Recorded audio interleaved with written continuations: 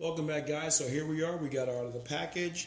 Everything's ready to get seasoned up. I'm going to go over a couple of things on this loin. So in case people who are not familiar with this particular cut or wondering it's going to be cooked, it's like say like a pork shoulder or something similar like that. So I'm going to go ahead and go over this real quick with you.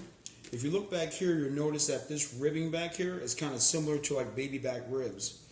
It's similar in that fashion because this is part of the cut of the ribs. If you ever get baby back ribs, they'll trim them. They'll come across here, trim them right through there, come straight down with the saw, trim them off there, and you get your rib cuts right through there. So what we're doing now is we're going to get this all seasoned. We're going to keep the fat cap on there because this fat cap that runs along this line right here is going to be your flavor. When if you trim all this fat off, you take all the fat off this top of the loin, it's going to make it a dry piece of meat, which you don't want because you're putting all this work and labor into it to make it seasoned right and get it the time it's going to take to cook. So you want to do it right the first time out, or if not, the second time out. Definitely the third time. You may need some work doing it. Need some improvement. But yeah, you want to do it right the first time. So I'm going to give you all the inside information on this. I've been cooking now for about 31 years. Been a professional chef for about 25 years.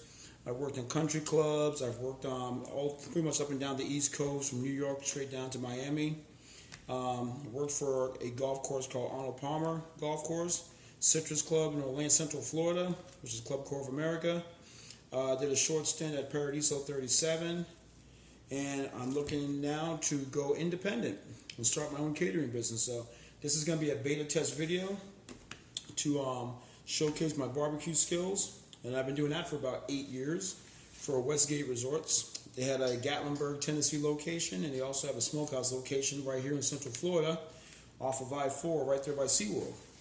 All right, going back, so we don't want to take this fat cap off. We want to leave this on here for flavor purposes and moisture, okay? I mean, if at the end you decide to take it off, you can always take it off at the end for your own personal taste. Me, I like to keep that on there because that's going to be the flavor. If you let it smoke long enough or you let it roast long enough at a lower temperature, that fat will start to decrease and you'll still keep that nice crust on there, but the volume of oil in there will render away. Render is another terminology for the heat is going to break down the fatty tissue and all the oil is going to turn to oil and run away. So you just have that nice little crust of skin, almost like a pork rind, if you will. So what we're going to do right now, we're going to give it a little score. We're going to take a little sharp knife, like a paring knife, come right down through here, and not cut. Some folks cut deep in there, like if they're doing like a brisket, like a beef brisket, but we're not going to go too deep. Because again, this is like a pork, these are chops. They're just standing chops. So they don't get as tough. It's not a part of the animal which works the hardest to have a tough muscle tissue. You just cut right through there like that.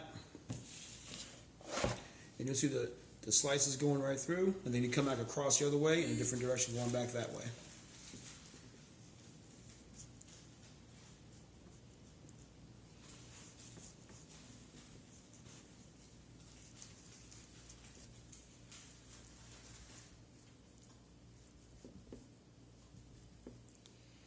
Okay, once you get it cut and lines are in there, you'll see it. You can see the crisscross right through there. It's crisscross cuts. The reason why I cut them like that is because also it's not going to tighten up, because there's also still some muscle tissue under this fat, directly beneath the fat. So as it heats up, it's going to want to restrict. I don't want to restrict too much. I want to try to keep some of that volume on there, even though we are going to get probably about 10% shrinkage on the whole entire loin. So we're going to make a proprietary seasoning, and we'll be right back with that, okay?